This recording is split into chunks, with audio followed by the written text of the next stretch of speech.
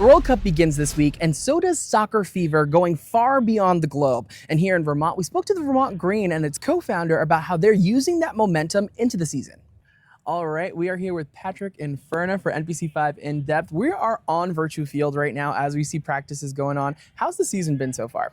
It's been an incredible start to the 2026 season. Obviously, you're seeing our men's team here now, national champions, defending their title, undefeated. But it's really been a special time as well with the introduction of our women's team in USLW, who are also off to a great start, unbeaten as well. So it's been really fun. You know, we've had a couple games here at home. The crowd is kind of getting back into it, and the community's gathering once again, and it's been really special. The crowd's really been a big part of this. How do you guys feed off of that energy when it comes to these game situations? Yeah, I mean, our crowd is our greatest kind of asset at this club. You know, it's so important to us that these games are accessible, that this crowd is full. Everyone feeds off it, whether you're the players who want to win for the fans, but also for us, for the community club we want to be and how we're kind of organizing this and what we want these matches to feel like. The more the merrier. It's a proof of concept for what we want to build when more people are out and enjoying themselves and being loud and supporting the teams. Yeah. When it comes to the club overall, I know you guys have a mission of really focusing on sustainability, finding different ways to bring people together. How would you say that that mirrors what the World Cup does? We know that that's going to be happening over the next week, and it's going to be, you know, soccer's biggest stage with a lot of eyes on it over the next couple of weeks. Yeah, I think, you know, the World Cup is a incredible thing.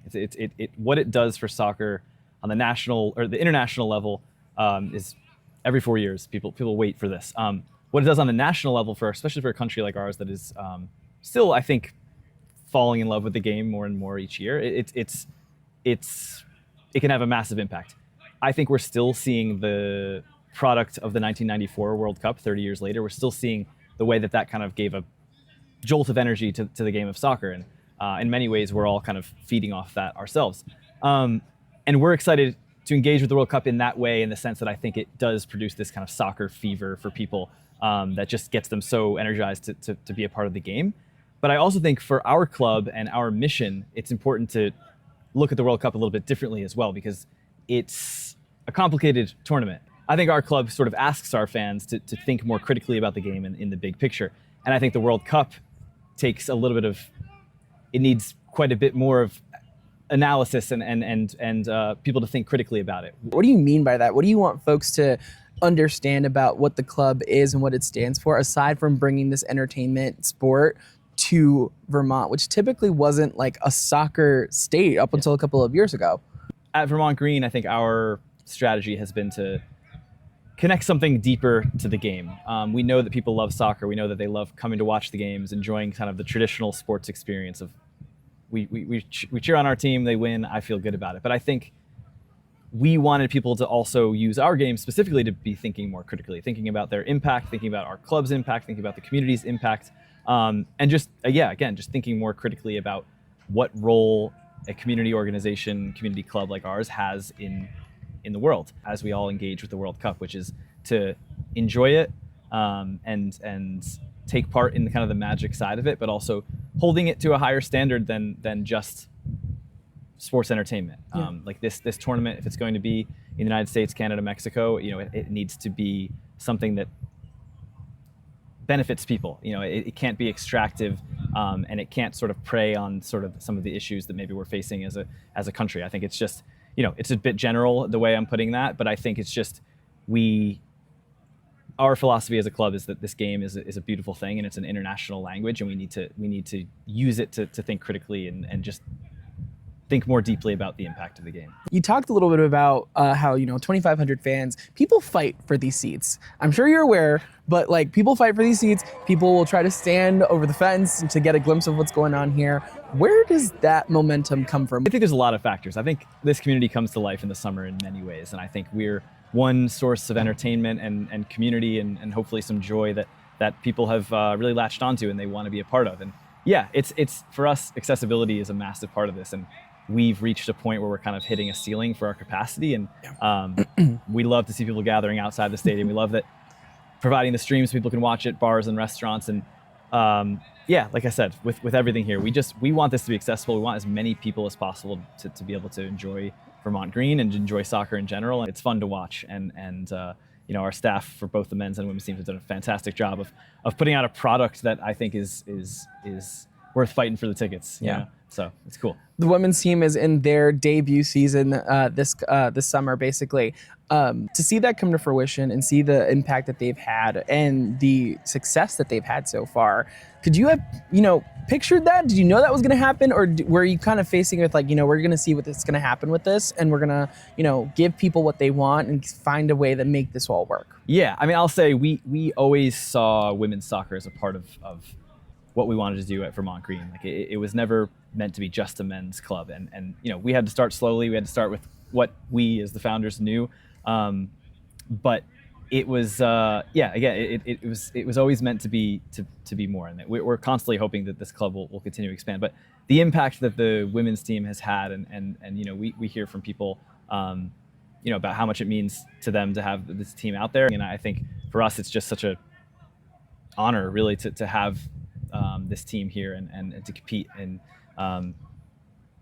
it's special. You mentioned reaching capacity at some point. So in terms of growth, because obviously you guys are less than 5 years old at this point, as we continue to think about the future growth of the Vermont Green, what are you hoping to see? Do you think that there will someday be a facility that's dedicated to you guys? What do you think is going to be happening over the next couple of years, especially as this momentum continues to grow? Yeah, I mean, that's the big heavy hitting question right now. I think that's ever since last season, we've been taking a lot of questions about, what does the future look like? And I think for us, we want to grow sustainably, both from an environmental perspective, but also just like a business perspective and community perspective. But we'd love to see a future where we are maybe in our own facility, or maybe we can expand Virtue Field.